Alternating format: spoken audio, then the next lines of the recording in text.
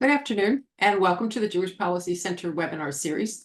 I am Shoshana Bryan, Senior Director of the JPC and your host. Today's program is about incomplete, incorrect, and blatantly phony Gaza casualty figures and the resulting wave of anti-Israel sentiment and actual consequences to the state of Israel. I wanted to call this program Lies, Big Lies, and the Liars Who Tell Them. Actually, I just did, didn't I? So a quick introduction of the JPC today, and then on to our guest, Dr. David Adesnik of the Foundation for Defense of Democracies, someone who's been watching these numbers very carefully and has a lot to say and ways to inform us how we should look at them and how other people look at them. So the JPC was founded in 1985 to provide perspectives and analysis of foreign and domestic policies by scholars, academics, and commentators.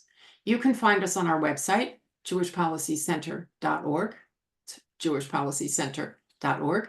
There you can sign up for our Insight articles and our magazine In Focus Quarterly. The spring issue of In Focus is up right now, and it is devoted to Israel's ongoing battle for the security of its people. It follows the winter issue, which was called The Awakening, about the American Jewish awakening after October 7th. I think we need another issue with more lessons. That's jewishpolicycenter.org. The JPC supports a strong American defense capability, U.S.-Israel security cooperation, which in fact continues today in some interesting and useful ways, and missile defense. Right now, our most important job is to support the legitimacy and security of Israel against anyone who would deny them.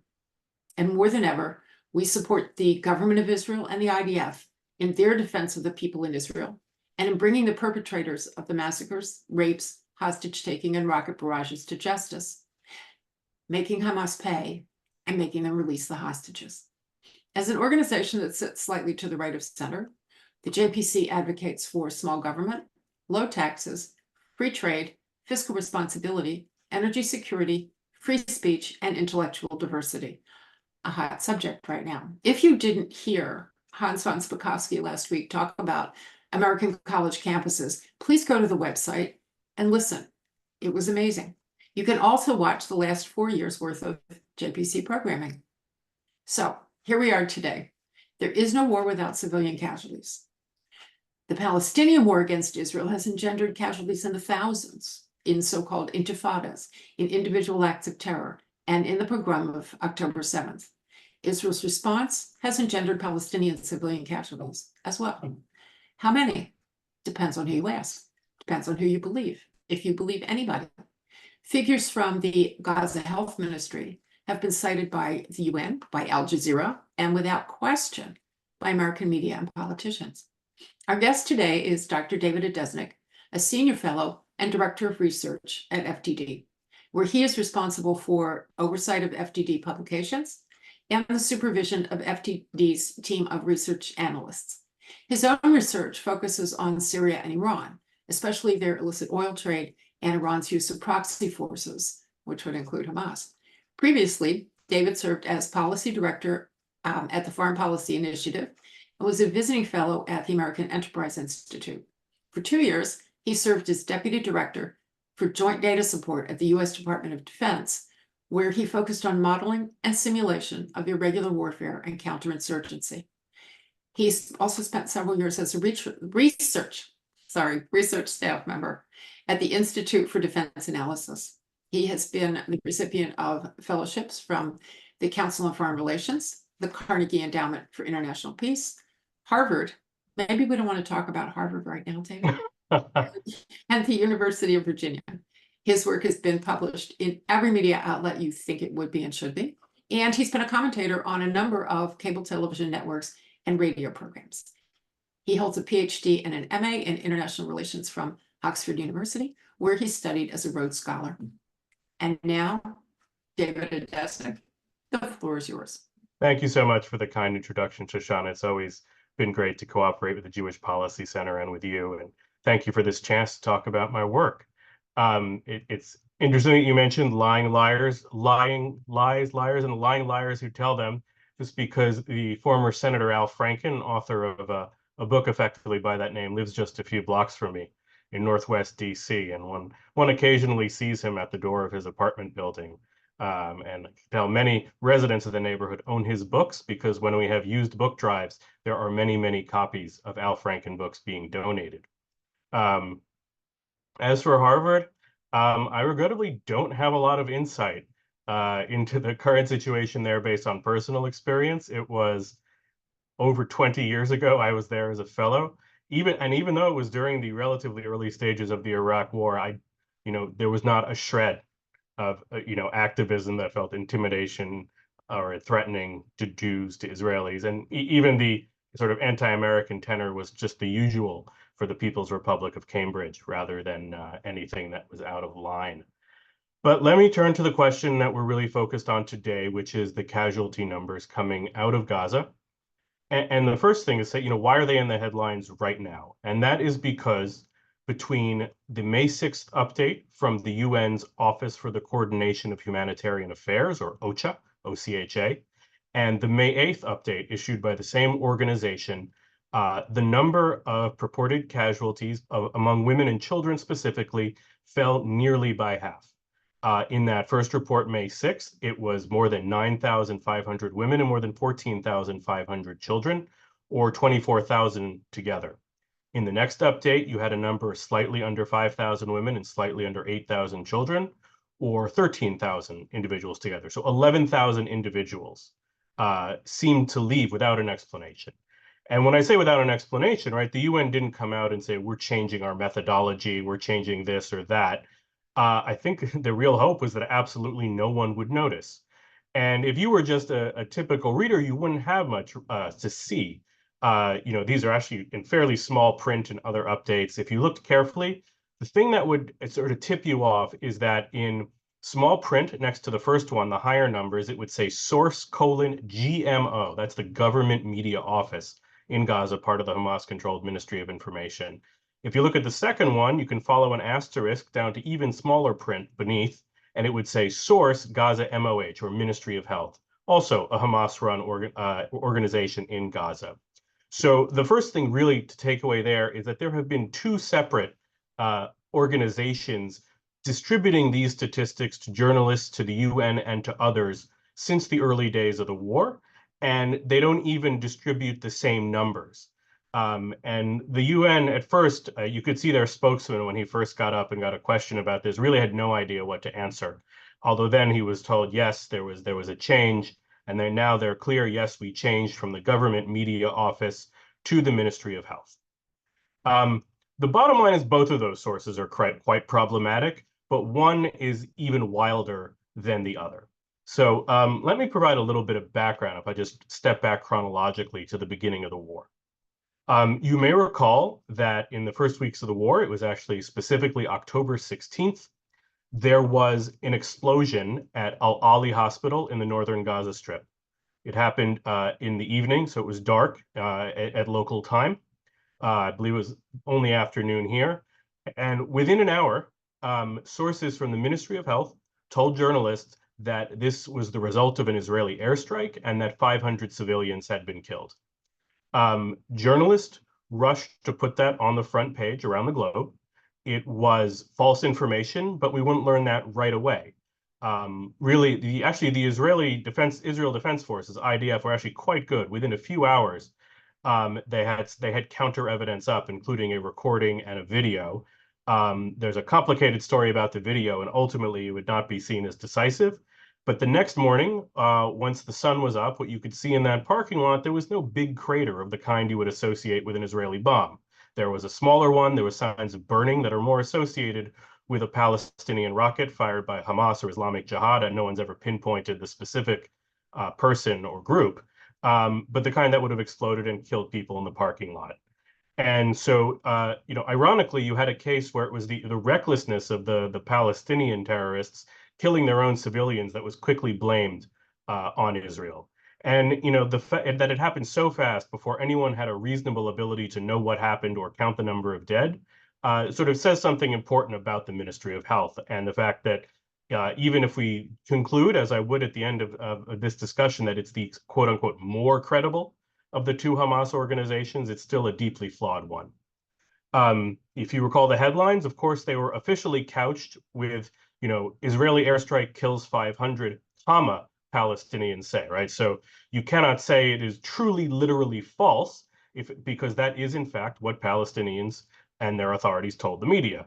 But of course, when you put a story on the front page with banner headlines, you're saying you basically endorse the truth of it, even if you're attributing it to someone else.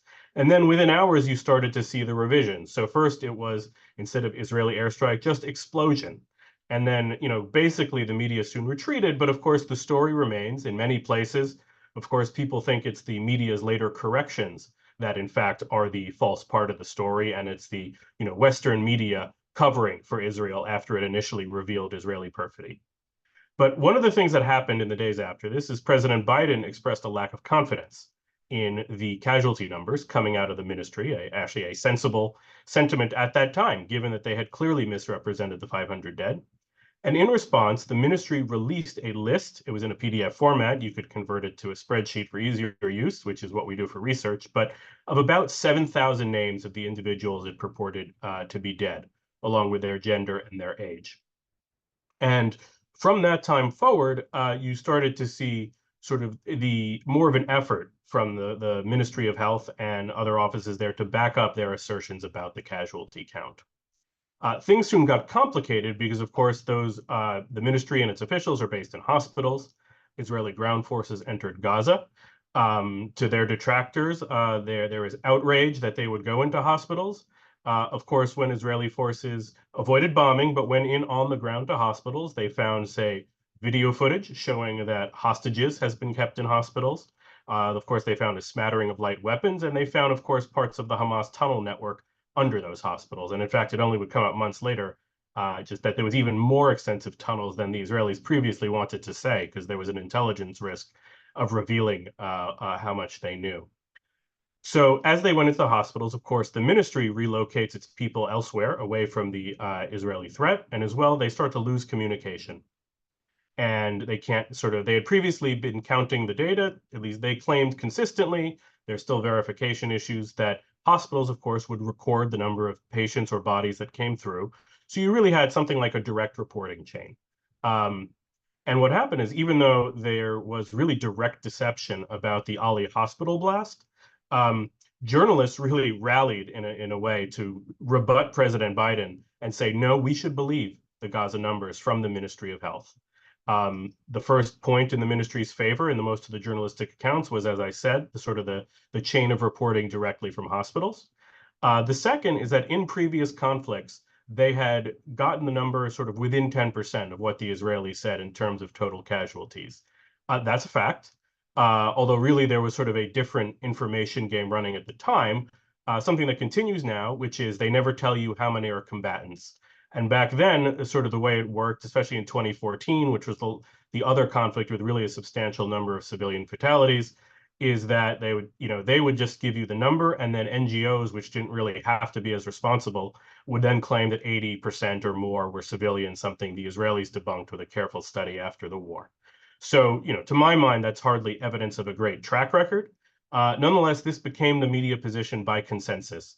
There were major pieces in the Washington Post and the Associated Press and others supporting this, and it became the default position. And it would go forward, and there would be a lack of skepticism. So even as the Gaza ministry itself began to release problematic information that was overtly problematic, you didn't have to be a disbeliever of any kind to notice it, the media really wouldn't pay attention. One of the key things that happened, if you're familiar, there's a social media application called Telegram. It has some rough similarity to Twitter, but it doesn't have the kind of oversight that would exclude terrorist organizations and other problematic entities. So, Hamas has multiple accounts, etc. So the Ministry of Health distributed its information there. And on December 11th of last year, it distributed the first sort of lengthy PDF with a wide range of statistics, including numbers for casualties, not explicitly designated as civilian or combatant. And the thing it revealed that was most surprising is it said, we've lost communication with hospitals, which we relied on previously. So we are now using, quote, reliable media sources to document the deaths of individuals. And it was, in some ways, it was more transparent than you would expect. It never said which those reliable sources are. I think it's quite a challenge to identify any credible source in Gaza, and yet at some level, it still sort of surprises me that they wouldn't just claim something, entirely fabricated, that these were just hospital numbers again. But for reasons that remain unknown, they decided to disclose they were based on the media. About 1/5 of the death toll at the time was based on these media sources. But over time, that would grow considerably. So in the first 3 months of 2024, more than 75% of the new deaths added to their list were based on these, quote, reliable media reports. So then over time, if you looked at the total sample before and after New Year's, you had almost half. So you really have quite a question there of whether half of them are actually real. I mean, there's really never been anything to show that these are more than collections of, news articles from problematic organizations saying 10 people were killed one day, 10 were killed another. We don't have any identifying details and, no way to deconflict to make sure these aren't the same 10 individuals who were reported through the normal reporting chain. In fact, we have seen that duplication. Something else the ministry started, and I think, in principle, it's not a bad idea, is families should report the loss of loved ones, for cases where they don't have remains or believe the remains are trapped under the rubble. And that's generated several thousand more cases. But when it first started up, you could see several hundred replications of existing records. In any event, this went forward for months, and the media didn't seem to notice that a huge proportion of the death toll it reported as entirely standard was really based on something that was totally undocumented. I managed to find one piece from National Public Radio, which actually mentioned this and even seemed to lose curiosity right after that. It didn't seem to press with the obvious follow-up. If it's based on reliable media sources, what are these sources? Can you show us what you've collected? Of course, then the same author, after the recent fiasco with the UN revising its numbers, promptly came out with a piece defending the ministry again. So there's a bit of a tilt in NPR coverage, which I'm sure will shock many. The next big change that, well, let me not rush forward, but at the same time, the Ministry of Health was doing it this way, which is problematic because of these media sources. The government media office, which is not connected to the hospitals, it's sort of on its own, was coming up with numbers that showed that 70% of the dead were women and children. It was never entirely clear where these numbers were coming from. The Ministry of Health never seemed to endorse them or put it in their own documentation, but they kept coming out and periodically were used by the UN and others. So an analyst at the Washington Institute for Near East Policy, a neighboring think tank of ours at FDD, their analyst Gabriel Epstein did a deep dive on this and showed the extent to which simple arithmetic made these numbers impossible. You can look at his report from January, but basically you would see a case like in early December where the total for deaths was given at a little over 18,000. And then the government media office, again, this second body giving numbers separate from the media of health, would say 8,000 children, 6,200 women, and 4,200 men. Why is that a problem? Because the Ministry of Health had already said that at least 5,500 of the remains it had identified were of men. So just to make the 70% claim work for women and children, they had to basically switch the gender of the individuals that had already been identified. Now, I guess suppose if we were going back to Harvard or certain other places, I don't think we'd have an issue with that kind of gender transition. We might see it as salutary. But in this case, I think we're talking about strictly biological sex, and it was just an impossibility. It was a clear sign that you had malfeasance in the preparation of these numbers by the government media office.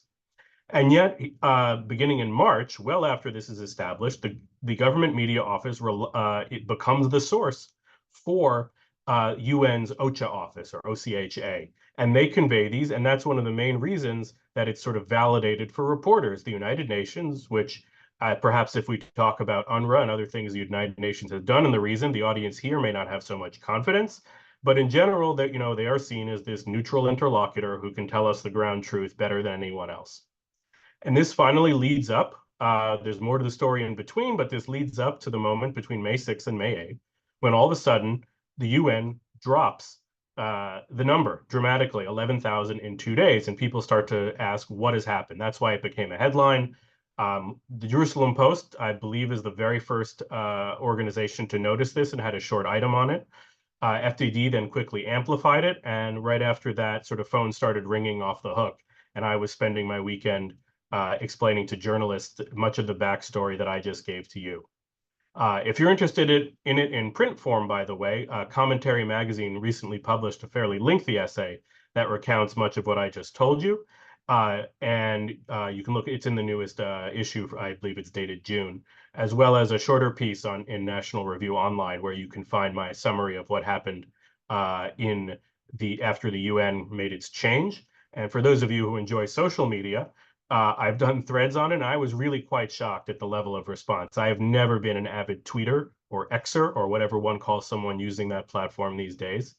And I got 1,000 new followers and had 1,000 people liking posts about this. I mean, I could understand this got emotional, and I've shared this with audiences that include many, many pro-Palestinian individuals, and it's very hard to separate sort of the desire to be fair and recognize the real suffering of people in Gaza from the need to be accurate about statistics. So questioning the statistics gets presented as in some way questioning the reality of that suffering. So to be absolutely clear, I don't.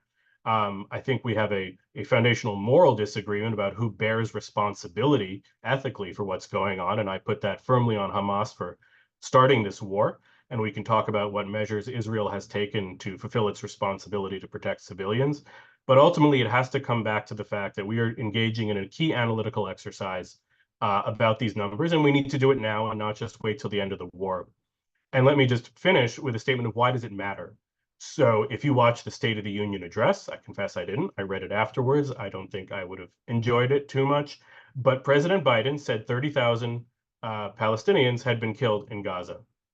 He did not give the source, although the source clearly was the Ministry of Health. He simply asserted it as a fact. If you look at what's the so-called report that recently came out, that's the report the State Department had to deliver, assessing whether U.S. allies have used weapons that they sold or bought from the United States responsibly. It says in there that the statistics from the Hamas-controlled Gaza Ministry of Health, so it fully recognizes Hamas control, they are deemed credible by international organizations. And that seems to be the basis for allowing them to influence U.S. policy. This came out right around the same time as the UN revised its numbers.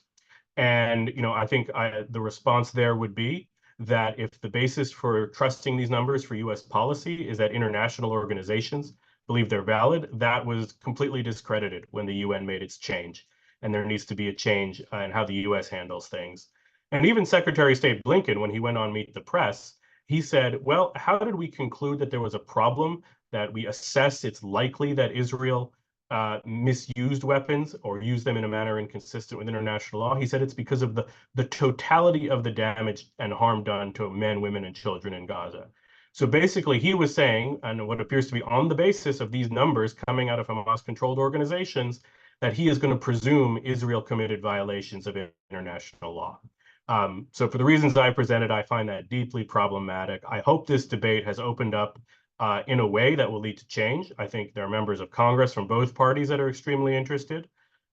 We've seen more interest in the media in this, although there's definitely also pushback of people trying to say that this has been called a viral lie by the ever popular Mehdi Hassan of, I guess, formerly of MSNBC. So, the debate is hardly over. We still need to go at it. And I bet there's more stories to come because the UN has never actually come out and explained why it made the change. I think we can infer it likely saw that its preferred source, the GMO, was bad, but it's done its best to avoid speaking ill of them or admitting that it had ever trusted those bad numbers in the first place, because I think the inescapable conclusion would be that it failed to do basic due diligence. So why don't I pause it there?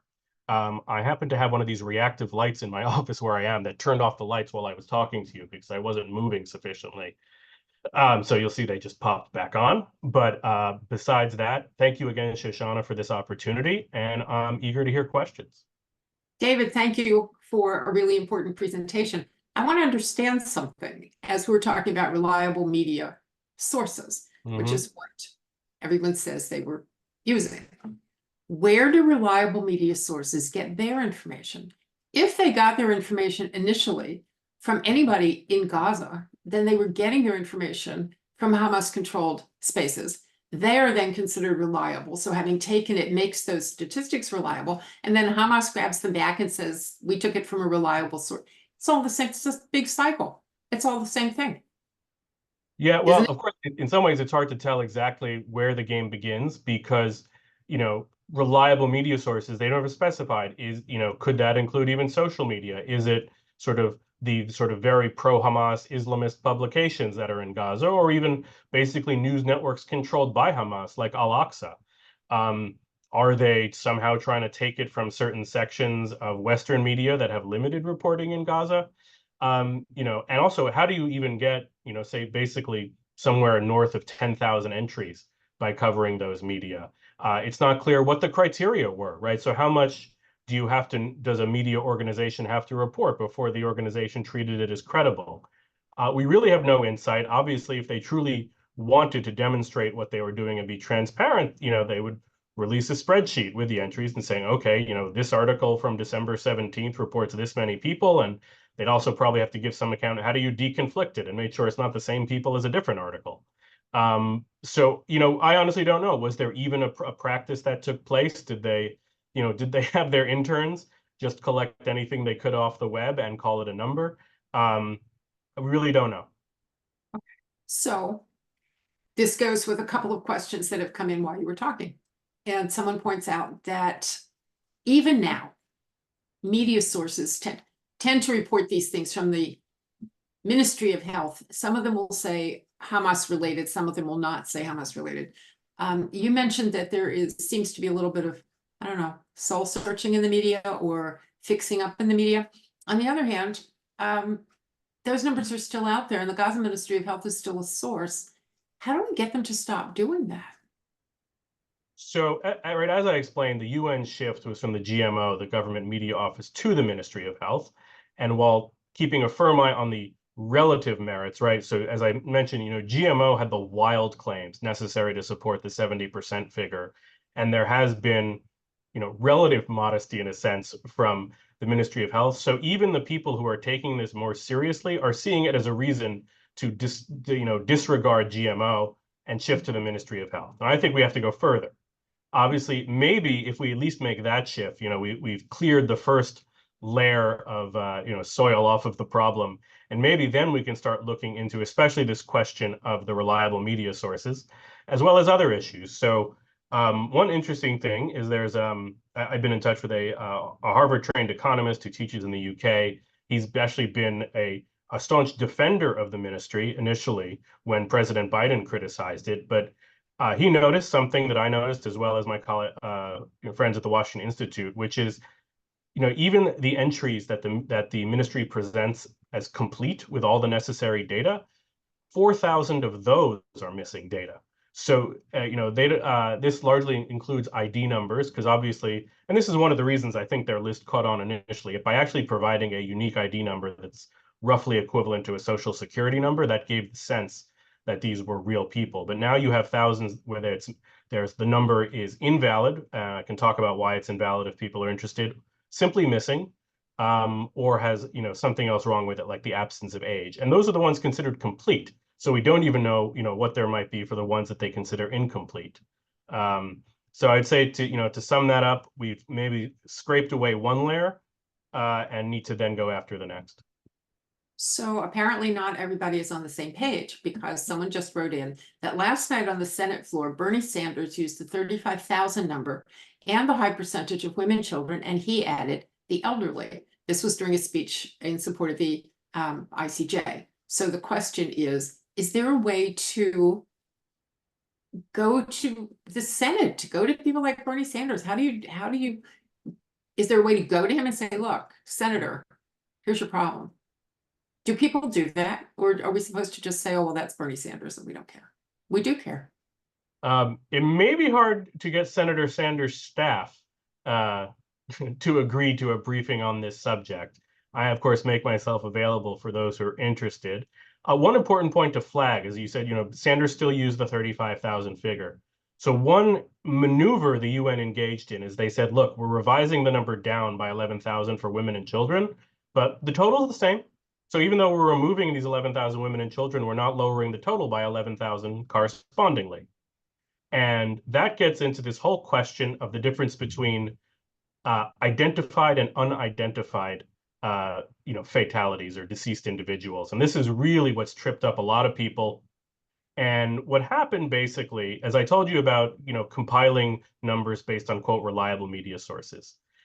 Then there's been relabeling of that in a non-transparent manner. So at the beginning of April, instead of referring to those registered by the hospital system and those collected based on media reports, the Gaza Health Ministry started simply referring to those with complete records and those without complete records, which were mostly the same thing except for a few shifts.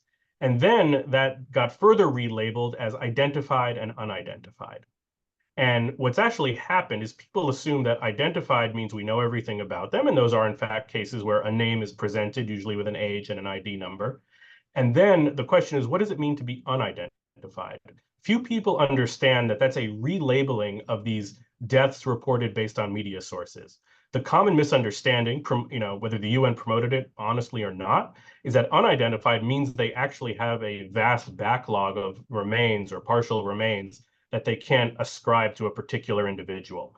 And so you can see why that would matter to the overall argument, because if there really were 10,000 other bodies waiting somewhere to be identified, that would be proof that the total number of people that had been killed hadn't changed. So even if we couldn't say, and I feel this really does tend to get a bit grisly, and that's one reason it's hard to talk about, why talking about it in a clinical manner can seem that it downplays the suffering of the people in Gaza. But as I said, we have to be analytic to assess these claims about violations of the laws of war or other forms of misconduct. So, I'll do my best to do it with due respect for, the dead. So there is no sign ever from the ministry that the unidentified, quote, are actually unidentified bodies, as opposed to simply a mass of individuals they consider to be deceased based on media reports.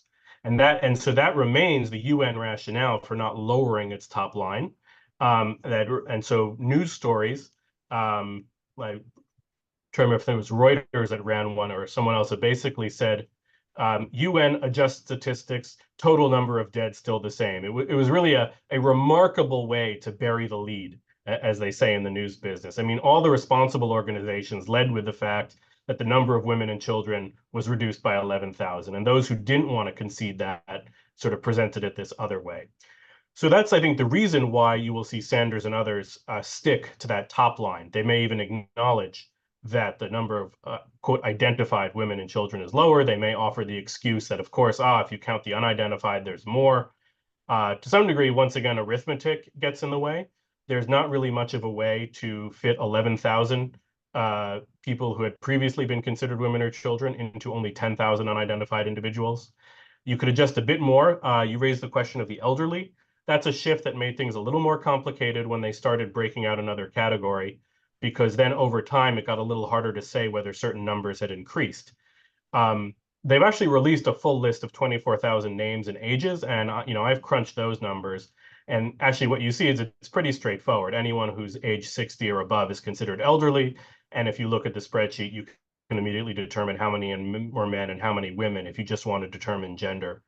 So I'm not so worried overall about this reference to elderly. That can be unraveled. The much bigger issue is the confusion over what it means to be an identified or unidentified fatality. And add to that for a second. Question. What age qualifies as a child? Are we talking about under 16, 18, 20? We know that in the Palestinian Authority, young men, 21, 22, they're called children. So is there an age qualification? And if there is, what is it? Yeah, so to look at that, I took the same approach, right? I took this list of 24,000 names released by the ministry.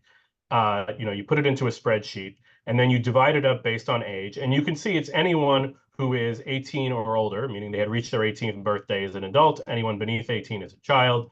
That's generally consistent. International law generally treats it that way. The term child, in English at least, saying they are minors would be more indicative, because we understand minor to be someone under 18, and a child, we're generally inclined to think of someone perhaps who isn't a teenager yet. Now, of course, you raised the relevant point. Do we know how many or if any of these children are combatants? Of course, Hamas and the other groups there have a clear record of using children. I've talked occasionally to journalists about it, but I haven't published this research, which is, again, with just the same analysis of the spreadsheet. What you can do is you can look at the number of individuals of each age that have been killed. You could say how many 17-year-olds, how many 16-year-olds, how many 15-year-olds, all the way on down to zero, meaning under a year. And so what you see is generally for kids up to about 12, you get an even number of males and females, boys and girls. And, for any given year, there may be more men, or males who are, say, 5, but more females who are 6. That pattern breaks down for the teenagers, where you start to see a consistent surplus of males among the dead. In terms of the overall breakdown in Gaza, it's generally believed that the number of men and women are just about equal, or it's 51-49.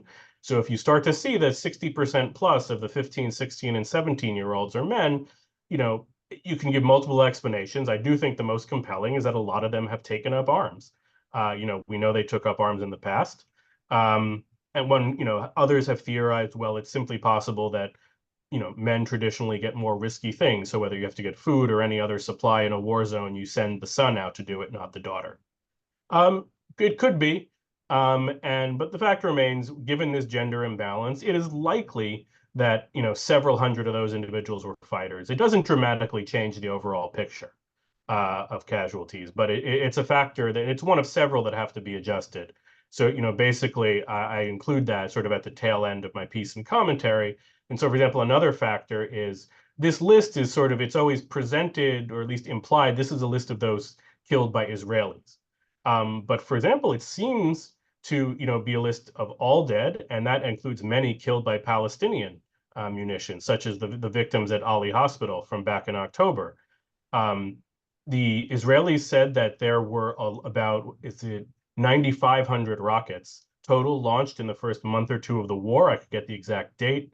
And of course, it petered off after that. The real major barrages came early on, and the IDF reported that 12% of them never made it out of Gaza. They, blew up on launch or fell short. So 12% of 9,500, you get about 1,100. So that means there were these 1,100 rockets that didn't make it out of Gaza. We know one of them managed to kill likely more than 100 people in one shot. How many others belong on that list? So maybe it's only several hundred.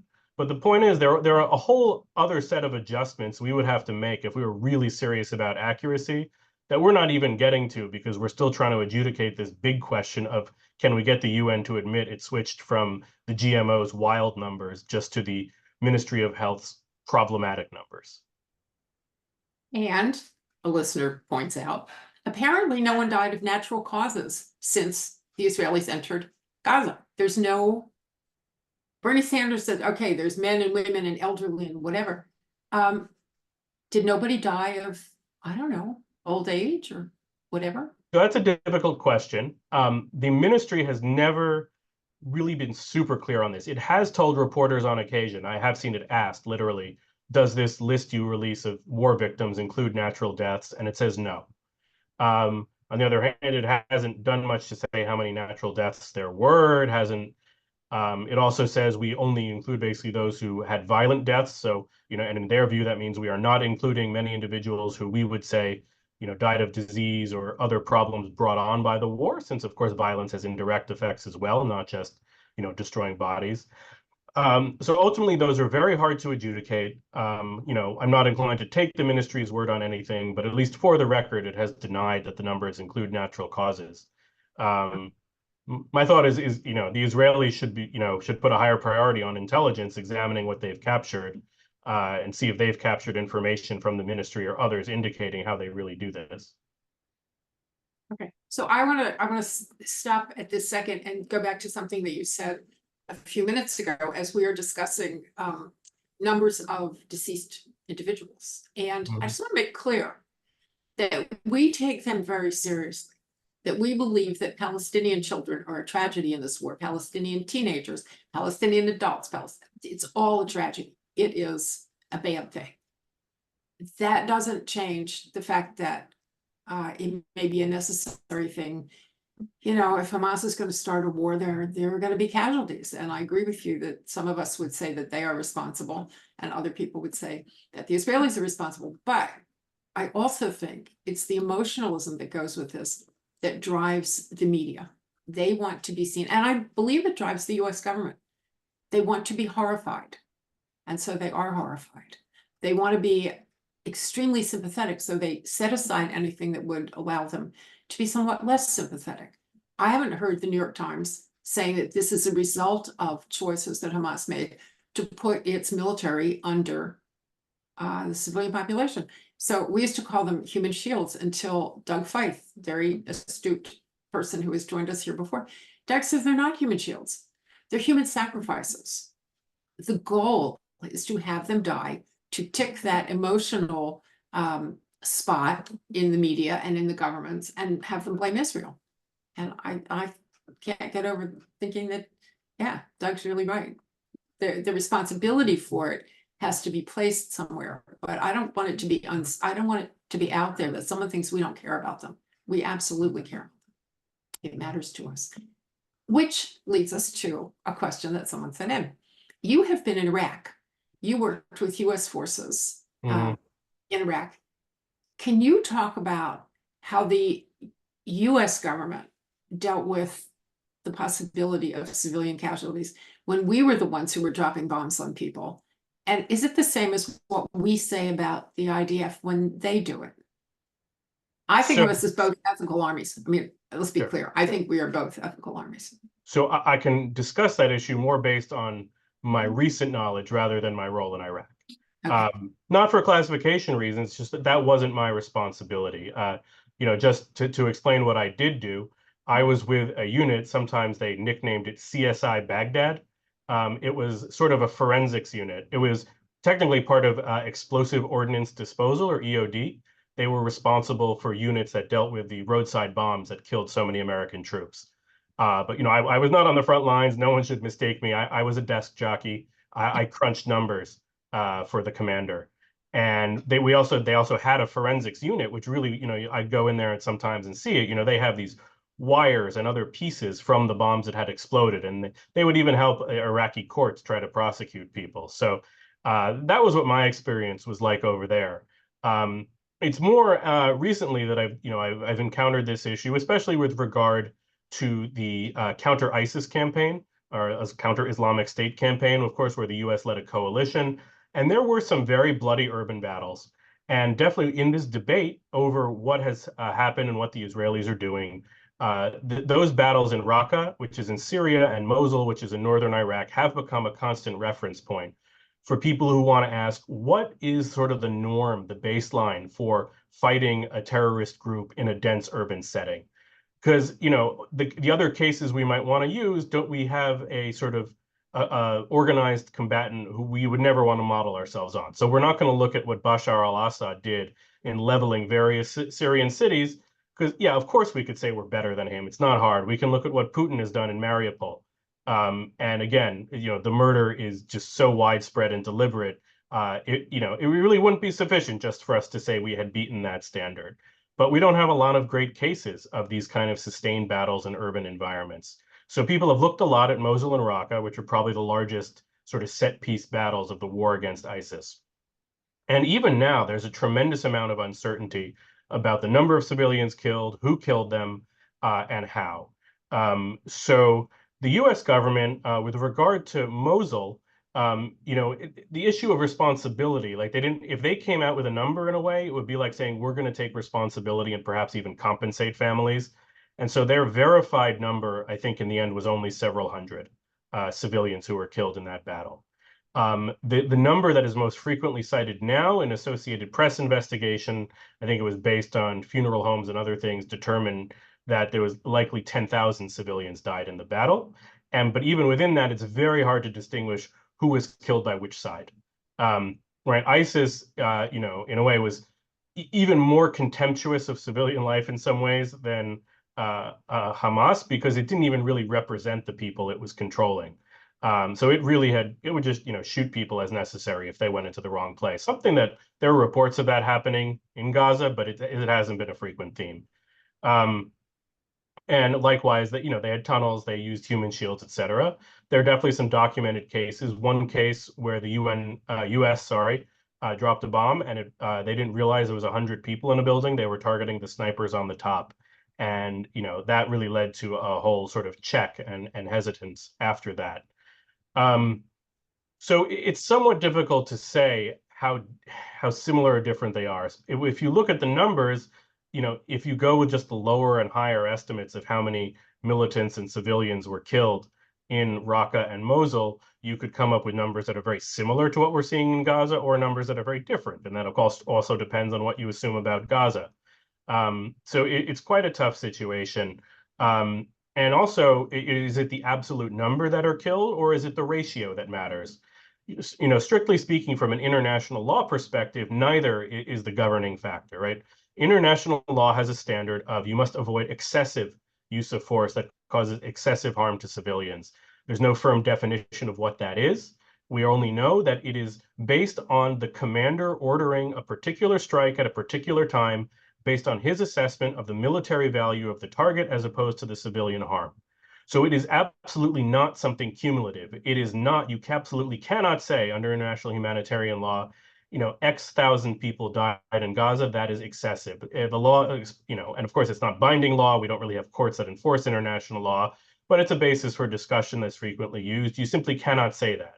You also can't use a ratio. You can't say that X thousand civilians died and a certain number of soldiers on the other side died, and that ratio is acceptable or unacceptable. So, is 1-to-1 acceptable? If there was one Gaza civilian killed for each Hamas fighter, would 2-to-1 be acceptable?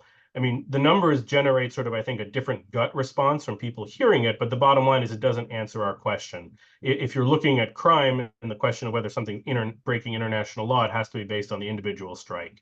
So, and then finally, the last thing is, are certain weapons appropriate or inappropriate? And I'll again cite myself in commentary 2 months earlier, the April edition, an article about the big lies about Israel's big bombs. There's been a whole line of argument that Israel should not be using 2,000-pound bombs, and it should only use smaller bombs in Gaza because of the density of the population.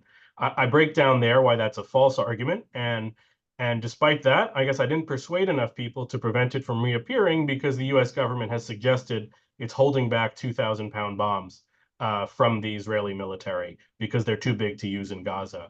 And one of the funniest examples I found was CNN claiming recently that the U.S. only used a single 2,000-pound bomb in its campaign in Mosul. And then I found a CNN piece from contemporary of that campaign that actually cited the use of two 2,000-pound bombs in a single day. So it's like this reporting doesn't even know what came before it several years ago with regard to the U.S. So some of this, I believe, has to do with the people who don't have military experience and therefore are driven by things that are not military experience. Two things, one that you said and one I'm just going to drop in there. The Obama administration also withheld Apache helicopters from Israel because they were concerned that Israel would, and this was in the course of retaliation for one of the Hamas rocket wars, that they didn't want US Apache helicopters flying into Gaza because then they would be responsible for what happened. So the Israelis ended up firing missiles into Gaza, which causes more destruction and is less precise than a helicopter pilot who takes his helicopter and sees what's on the ground before he drops it. So the administration was trying to say it wanted to be protective, but having no experience in these things, it wasn't very protective. And you see a lot of that, I think, today with things that Antony Blinken says, or Jake Sullivan says, where he said, they can't take Rafah and they can't succeed in. How does he know that? He has no military experience. And Joe Biden the same. I think President Biden goes a lot with his gut and with his emotional side. Now, I want you to repeat something that you said, because I think it's hugely important. We write about it periodically, but it doesn't get out there.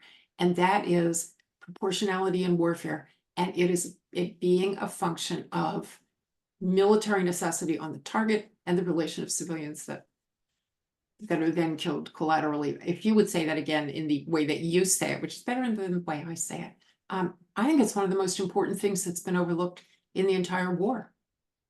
I think you said it pretty clearly, but I'm someone who's very good at repeating himself and will proceed to do it again. So there is an idea of proportionality as a rule that should govern warfare. What it entails is preventing, quote, excessive harm. And then we can go into the Geneva Conventions and follow-on agreements that sort of develop this principle. It can get pretty nuanced, but the basic idea of proportionality, I want to say, is this. This is how you apply it. You look at a particular instance of an attack, really using specific munitions. You have to assess what the commander who ordered that strike was thinking at the time. What was his assessment of the military value of the target he was attacking? And what was his assessment of the likely collateral damage among civilians? Did he properly weigh those balances? And is it possible to argue that the damage to civilians was excessive compared to the military value of the target? And of course, the challenge is here is that we don't really have a standard for what counts as excessive. So, let's say you were able to take out, Sinwar and his top 5 lieutenants in one strike. Would that justify, 6 civilian casualties along with those 6 military individuals? Or because taking them out could potentially change the course of the war, would it justify 100? There's no guidance and there's no really case law, right? Because obviously we generally follow sort of precedent in courts, but you don't have that for cases like these. So you're really left with a fairly subjective argument about what amounts to being excessive. And then the other important thing to say is what's not excessive, or what is the wrong way to arrive at an answer to this problem. So because we have to look at a specific instance, a specific attack, and what the commander knew, we cannot use aggregates, and we cannot use them in either of 2 ways. Both ways are wrong, is what I'm saying. One is to simply look at a number of civilians dead and say, because that number is so high, it is excessive from the perspective of international law. It cannot be by definition, because an aggregate is going across all attacks without considering context, and it's explicitly the case it must be in the context of individual attacks. Second, a ratio is not relevant. So regardless of how many troops were sacrificed in the process of carrying out the attack that led to civilian casualties, that also does not determine whether anything was excessive rather than proportional. So these terms often get used fairly loosely in the media. We should always go back to the proper definitions, and I'll just put in a small pitch actually for the Lieber Institute at West Point, the military academy, which publishes really great writing on this subject and will almost always steer you true. Okay, so now we have proportionality. There's also one other thing that we haven't talked about. Most people don't talk about, but it came up at the Nuremberg trials after World War II, and that was motivation. And a Nazi soldier on trial tried to tell the Nuremberg court that what Germany did was justified because more German civilians were killed than British civilians were killed. And so therefore, whatever he did as a Nazi soldier was okay because more Germans died. And the Nuremberg court not only threw him out on his ear, but wrote it into the rules that motivation matters, that there is a difference between aggression and defense, that there is a difference between the wanton killing of civilians because you want to do it, and the civilians that are killed as an adjunct to a legitimate and legal military operation. And somehow this never gets mentioned. They talk about right. the ICJ did their warrants for the prime minister of the state of Israel exactly the same way that they did for Ismail Haniyeh. And there's got to be a difference in understanding who those 2 people are. So there are, efforts, I think they're false, but to claim that Israel's doing what it does deliberately, right? So there's efforts to claim it starves the people of Gaza. This is included, I think, in the ICC, warrant applications that were just released. And obviously the term genocide, it suggests motivation. One does not commit genocide by accident. Just in the legal term, this is called the principle of discrimination, meaning that one must discriminate between combatants and civilians if one is conducting a war in a manner consistent with international law. There are many ambiguities in that, but of course it is fairly clear that on October 7th, Hamas completely disregarded the principle of discrimination. Their very purpose was to slaughter civilians, and those are automatically war crimes. So it doesn't even matter. There's no such thing as an assessment of whether Hamas's killing of Israeli civilians were proportionate or disproportionate, excessive or not excessive. The fact that they chose to murder civilians automatically renders it criminal. And of course, there's an effort to sort of foist that on the Israelis as well. And even just taking a very broad historical look, there's always an effort to say, we don't want to care about sort of the motivation that, well, to the dead person and their family, it's all the same. So if the Israelis kill, 10 civilians as part of a so-called legal effort that is proportional, isn't that still 10 times worse than the Palestinian Liberation Organization killing one Israeli civilian deliberately? And so, this often becomes a crux of the argument. It's the fact that in ways, I think most of us would believe the intention in many respects is at least as important as the actual result. And of course, it's a principle we recognize in other crimes. So Christian Amanpour said yesterday on CNN that what the ICJ was saying is that this is really about the victims. It's really about the equivalence of the victims. And it's not. But that was her defense of why you should treat the Prime Minister of Israel the same as Yeah, Hamas. It's really because they're dead people, you know, that's it. So David, we're coming to the end of our time, and I told you that I was going to ask you a question, the response to which needs to be a positive, because I want to go out on a positive note. It's as depressing as life is sometimes these days. I want to go out on a positive note. However, I have a problem because I cannot think of a question, the response to which will be positive. So I'm going to do it differently. And I'm going to ask you, as you look at this and you look at governments and Israel and the predicament in which Israel finds itself now, specifically about an international warrant for the arrest of the Prime Minister. How do you think Israel will deal with this? Do you think that they will make their case? Do you think that there is a chance that Israel will come out of this with the court saying, you know what, this was not genocide, this was not, whatever? Do we have anything positive to look forward to? Well, if we separate the genocide case from the warrant for Netanyahu and Gallant, one of my colleagues who's a great international law expert, or Kitchery, I think he feels the genocide case really could fail, right? The South Africa has done such a slapdash job of putting its material together. They do need, I think, to show intentionality, and they basically try to cherry pick comments from some of the most extreme people in the entire Israeli political scene, and then say, the government is following their advice. So that truly could fail. I think we'll now see that genocide has become a standard part of the protester repertoire. That's gonna stay as it is. It was already in there partially, but now it'll be a fixture. The same way apartheid became a fixture once the human rights NGOs got involved. If there's a silver lining, I do believe that if Israel can finish the expulsion of Hamas from Gaza, finishing off the sort of proper combat formations. There's no way to erase its political influence entirely, but if it becomes an exile movement that has to entirely be in Qatar and hopefully gets chased out of Qatar as well, we can have a long discussion about everything that's wrong with Doha and how they play both sides. But, I think there will be a desire among most European nations and others to sort of return to the norm, that every time we have one of these explosions in the Middle East, there is fear that Israel's reputation and legitimacy have been damaged irreparably. If we think back 42 years, this is not something I recall as obviously a conscious person. I was, just a kid at the time in kindergarten, were the massacres at Sabra and Shatila, where Israel basically stood by and let Lebanese Christian militias kill Palestinians after the assassination of the Lebanese president. And that was immediately the pretext for launching this furious propaganda assault. Israel's a Nazi state. The Soviets leaned into it. We forget, how great it is that now after the Cold War, Putin's tracking back in this direction, but we have had nothing like the global sort of communist coordinated effort to constantly paint Israel as a Nazi state, and including at the United Nations, where they had a lot of votes. So, we've seen this recovery. We've seen similar things after the 2006 war with Hezbollah, during, the second intifada that followed that.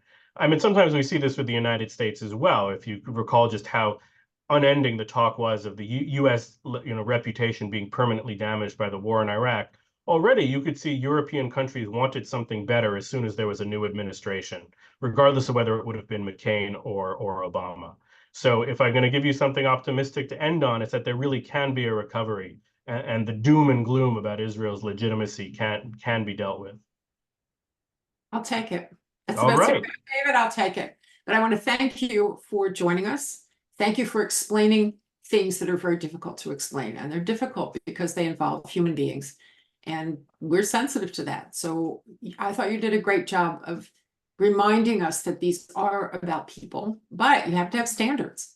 You have to have intellectual standards, you have to have accounting standards, you have to have a reality behind what you're worried about. And you did that in a really terrific way. Thank you very much. Thank you so much. Thank you for the opportunity. Pleasure.